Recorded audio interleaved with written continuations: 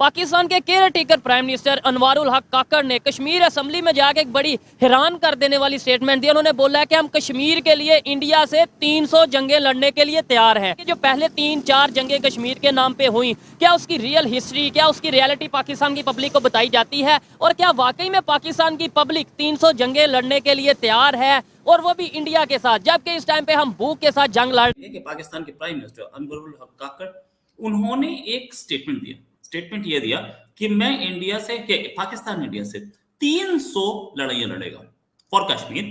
अभी तक उन्होंने बोला कि 3 युद्ध हमारे ऊपर मुसल्लत किए गए, 3 युद्ध के बाद हम 300 लड़ने के लिए तैयार हैं। एक्चुअली वो परत ही प्याज है। दिस प्याज इज पाकिस्तान। वो परत जो है ना प्याज की, एक छिलका दूसरा छिलका, वो छिलके ही प्याज हैं, कोई प्याज होता नहीं है असल में। Those layers are the onion. Now in case of Pakistan it all starts with, ये सब जो शुरुआत होता है ना पूरा गेम, ये कहां पे शुरुआत होती है दोस्तों? ये शुरुआत होती है पाकिस्तान के आर्मी चीफ की विजिट वॉशिंगटन डीसी, और आज की तारीख में वहीं पे आर्मी चीफ। ये तो पहला केयर टेकर प्राइम मिनिस्टर है जिसने लेजिस्लेटिव असेंबली में जाके एड्रेस किया है लोगों को, कश्मीर की जो लेजिस्लेटिव असेंबली है। लेकिन पहले नंबर पे तो हम देखते हैं ना कि केयर टेकर जो प्राइम मिनिस्टर है उसकी ड्यूटीज क्या होती हैं। केयर टेकर प्राइम मिनिस्टर का ये काम ही नहीं है कि वो जाके जंगों में जाके। पाकिस्तान के नेताओं ने फिर से एक बार अपना काला रंग जो है दिखाना चालू कर दिया है, और वो अभी भी इस बात को दिखाना चाह रहे हैं कि वो भारत से लड़ेंगे। और पता नहीं, ऐसा लगता है कि वो ये चूरन बेच रहे हैं अपनी आवाम को, या इससे उनके इन बयानों से किसको फर्क पड़ने वाला है? भारत को तो कोई फर्क पड़ने वाला है नहीं। अब खबर यह है कि हाल ही में पाकिस्तान के जो पीएम हैं, इस समय केयरटेकर पीएम है जिनका नाम अनवारुल हक काकड़ साहब है, तो ये काकड़ साहब को पता नहीं क्या सूझा, क्या पता नहीं। कुछ लोग तो ये बता रहे हैं कि इन्होंने इमरान खान का जो पुराना पाउडर था कहीं रखा था उस पीएम हाउस में, तो वो इन्होंने सूंघ लिया और एक ऐसा बयान दे दिया जिसके चलते अब इनकी पाकिस्तान में ही थू हो रही है। उसके बाद में भारत तो इसको कॉमेडी में ले रहा है कि हाँ, अब इनके पास तो कोई चारा है नहीं।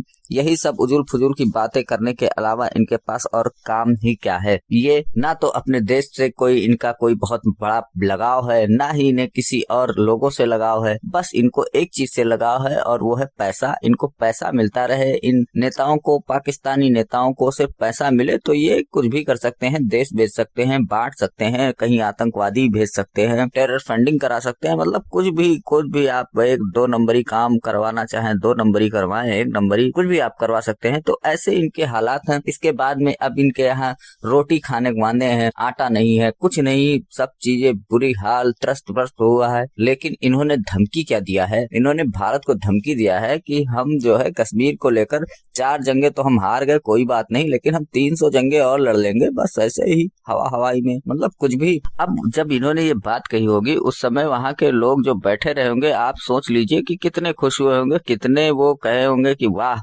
क्या पीएम ने हमारे जवाब दिया भारत को, एकदम से रॉपचिक स्टाइल में। इनका मतलब कोई तोड़ ही नहीं है दुनिया में। कोई पाकिस्तानी पीएम के आगे टिक नहीं सकेगा। भारत जैसा देश नहीं टिक पाएगा तो फिर ये तो चाइना और अमेरिका से डील तुरंत ही कर लेंगे। तो ये सारी इनकी मनसाएं जो हैं वो बाहर आ रही हैं। किस तरह से ये निचोड़ रहे हैं अपनी आवाम को, और किस तरह से ये बर्बाद करना चाहते हैं पूरे दुनिया को, और क्या इनकी घटिया सोच है, वो सारी चीजें आज पीएम काकड़ की बाहर आ चुकी हैं। और इन सब चीजों से पाकिस्तान का जो ये झूठा ड्रामा है भारत के साथ दोस्ती करने का, और अब कहा जाता है कि जो नए पीएम आने वाले हैं उनको वहां की जो आर्मी है वो इसीलिए लेकर आई है कि वो भारत से दोस्ती बढ़ाएंगे और भारत से अपने ताल्लुकात अच्छे करेंगे। लेकिन वहीं पर जब केयर टेकर के पीएम के ऐसे बयान आते हैं तो क्या आपको लगता है कि भारत से और इन पाकिस्तान का रिलेशन अच्छा होने वाला है? तो अगर यही आपकी रणनीति रहेगी तो आप किस तरह से भारत से अपनी दोस्ती कर पाएंगे और करने की इच्छा रखते हैं? तो चलते हैं वीडियो की ओर। वीडियो पसंद आए तो लाइक करें, चैनल को सब्सक्राइब करें, बार शेयर करना ना भूलें, और अपने इजहार हमें कमेंट बॉक्स में लिखकर जरूर बताएं। स्टेटमेंट दे और कहे कि हमने इतनी जंगें करनी है और इतनी नहीं करनी। आपका काम इलेक्शन करवाना है, आप इलेक्शन करवाएं जो कि आपसे नहीं हो रहे। बेनज़ीर भुट्टो के दौर के अंदर भी मामला बेहतर होने की कोशिश हुई थी। उसके बाद नवाज शरीफ साहब का, मैं नवाज शरीफ का क्रिटिक्स हूं, लेकिन इस मामले के अंदर मैं उनको सपोर्ट करता हूं कि वो पाकिस्तान और इंडिया के रिलेशन बेहतर करना चाहते हैं। ये स्टेटमेंट एक कंट्री का प्राइम मिनिस्टर दे, मेरे को हैरानी हुई कि जहां पे इंडियन प्राइम मिनिस्टर ये बोलते हुए घूम रहे हैं कि this is not the time for war. एक वॉर पहले से चल रही है, 2-3 वॉर्स पहले से चल रही है, एक अजरबैजान की चल रही है, एक हामास की चल रही है और एक चल रही है और वॉर ये यूक्रेन की। तो ऐसे में एक चौथी वॉर के फ्रंट के बारे में वो बोल रहे हैं कि 300 वॉर्स हम लड़ेंगे। बड़ा बचकाना सा स्टेटमेंट। लेकिन आपके प्राइम मिनिस्टर को क्या प्राइम मिनिस्टर रेजिडेंस में ही रह रहे होंगे? प्राइम मिनिस्टर रेजिडेंस में ही रह रहे होंगे? कहीं वो इमरान खान का रखा हुआ कोई पाउडर तो नहीं सूंघ लिया? आर्मी चीफ पहले बात करता है सोशियो इकोनॉमिक कंडीशंस की, दुनिया में क्या हो रहा है, जियो पॉलिटिक्स, जिसका पाकिस्तान से कोई लेना देना नहीं। पाकिस्तान को पानी नहीं पूछ रहा, कोई समय नहीं बताता। कोई पाकिस्तानी ये पूछ ले किसी से कि भाई साहब टाइम क्या हो रहा है, क्या आगे बढ़ो। क्योंकि अमेरिकन बिना ट्रूप्स भेजे, बिना अपने फौजी अंदर भेजे अपना दबदबा कायम करना चाहते हैं और अपना दबदबा कायम रखना भी चाहते हैं। और पाकिस्तान बिकने के लिए तैयार है। पाकिस्तान वो देश है जिसके सामने ऑन सेल की तख्ती लगी रहती है। और जो भी एक डेमोक्रेटिक बंदा होगा ना, वो हमेशा यही चाहता है कि वो पाकिस्तान और इंडिया के ताल्लुकात हमेशा बेहतर हों। और दूसरी उन्होंने बात की कि लोग 300 जंगें लड़े। क्यों भाई, हम क्यों लड़े 300 जंगें? क्यों लड़े हम? भाई जब इख्तियार तुम्हारे पास है, ओहदे तुम्हारे पास है, पहले नंबर पे तो मुझे ये बताओ कि तुम्हें मैंडेट किसने दिया कि तुम ये जाके स्टेटमेंट दे रहे हो कि हम 300 जंगें लड़ेंगे? जी ऐसा होता है ना कि कभी कोई आम सा आदमी, आम सिटीजन की बात कर रही हूँ, वो वैसे ही रोड पे चला जा रहा हो, चलो गोलगप्पे खा लेता हूँ जाकर, तो रास्ते में उसको कोई मिल जाए, वो क्या आज से तुम प्राइम मिनिस्टर हो, तो उसकी यही हालत होती है जो अनवारुल हक काकड़ साहब की है। वो बावले हो गए हैं, उनकी समझ में नहीं आ रहा मैं करूं तो क्या करूं। और भारत को यकीनन, या भारत की गवर्नमेंट को यकीनन कहना चाहिए कि काकड़ साहब हालांकि प्राइम मिनिस्टर तो बन ही गए ना, चाहे केयर टेकर ही हो, लेकिन प्राइम मिनिस्टर कहला रहे हैं। तो मेरा ख्याल है कि जो इंडियन गवर्नमेंट है उसको कहना चाहिए, आ जाओ जी, बिस्मिल्लाह करो, पहली जंग स्टार्ट करो, बाकी की क्या कहना चाहिए 300 कंप्लीट हो जाएंगे। ये ऑन सेल है बॉस, ये फॉर सेल है, पैसा दो तो तमाशा देखो। अच्छा, अमेरिका चाहता है कि अलकायदा वहां पे जन्म न ले, क्योंकि अलकायदा ने पिछली बार 9/11 करा था, 9/11 करा था, जिसमें 3000 से ज्यादा अमेरिकन मर गए थे। ठीक है, अमेरिका अपने अफगानिस्तान के अंदर ट्रूप्स भी नहीं भेजना चाह रहा दोस्तों। तो कैसे करेगा? ड्रोन से करेगा या फाइटर एयरक्राफ्ट से करेगा? आपको पहले भी ये कहा है कि जो हमारे इंटीरियर मामला था पहले आप उनको ठीक कर लें। अब देखें, हम अपने आप को कहते हैं कि जी बड़ी डेमोक्रेसी है। आप इतनी बड़ी डेमोक्रेसी है कि आपका जो सबसे बड़ा सूबा पंजाब है, वहां पे आप इलेक्शंस नहीं करवा पा रहे यार। कभी आप कहते हो हमारे सिक्योरिटी के मसाइल। अभी देखें, अगर आप जो है वो अपने मुल्क के अंदर इलेक्शन नहीं करवा पा रहे तो आप 300 जंगें लड़ लेंगे। असल में आजकल जो जंग है वो बेसिकली चाली टेक्नोलॉजी की रही है, इकोनॉमी की जंग चल रही है आजकल, जो कि एक मॉडर्न एरा के अंदर हम जहाँ पे रह रहे हैं, यहाँ पे जंग का एक हेल्दी कंपटीशन होना चाहिए। आप टेक्नोलॉजी में करें, आप IIT जैसा एक इंस्टीट्यूट यहाँ पे बना के दिखा दें, आप कहेंगे जी हमने इंडिया का मुकाबला किया, हमने IIT जैसा एक इंस्टीट्यूट बना दिया। हमारी कोई ऐसी फॉरेन पॉलिसी हमें नजर आनी चाहिए जिससे हमें पता लगे कि हम उनका मुकाबला कर रहे हैं। तो देखिए, इस किस्म की बावली बातें कर रहे हैं। एक तरफ नवाज शरीफ साहब को लाया जा रहा है कि जी भारत के साथ टर्म्स ठीक करने, दूसरी तरफ भी ऐसी ऐसी स्टेटमेंट दे रहे हैं कि मुझे भी शक हो रहा है कि आपकी तरह के इन्होंने कहीं इमरान खान वाला पाउडर तो नहीं ले लिया है। लेकिन खैर मुझे लग रहा है कि क्वांटिटी ज्यादा हो गई है, सिर्फ इसलिए कि नए नए हो सकते हैं, नए नए हो ना खान साहब की तरह, उन्हें पता नहीं है कि कितना लेना है, ज्यादा ले गए, ज्यादा सुन गए।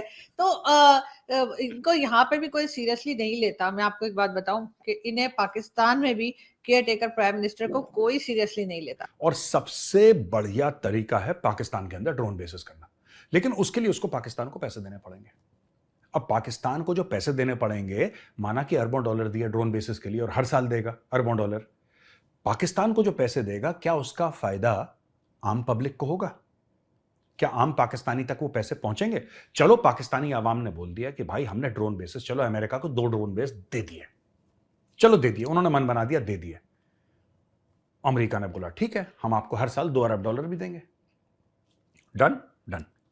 और हमारी इकोनॉमी बेहतर होनी चाहिए, और यहाँ तक कि हमारे यहाँ जो सिक्योरिटी के मसाइल हैं वो हल होने चाहिए। यहाँ पे फ्रीडम ऑफ एक्सप्रेशन होना चाहिए जो वहाँ पे मौजूद है। कि बलोचिस्तान के अंदर तो बड़ी अफसोस से कहना पड़ता है कि हमारा कोई रूल नहीं चलता, जो कि इंटीरियर बलोचिस्तान है और इंटीरियर सिंध के अंदर भी नहीं चलता।